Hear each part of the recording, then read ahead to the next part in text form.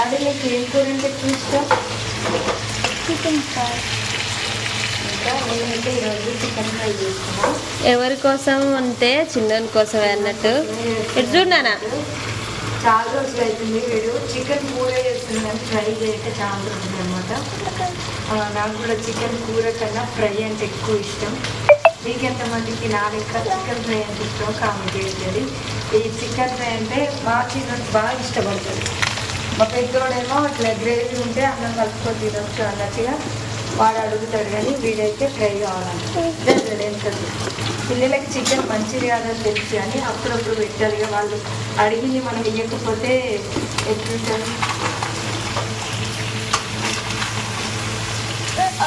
మీరందరూ ఏమేమి చేస్తున్నారో కూడా కామెంట్ పెట్టండి. మా ఇంట్లో ఈరోజు అయితే చికెన్ ఫ్రై. బాయ్ మరి.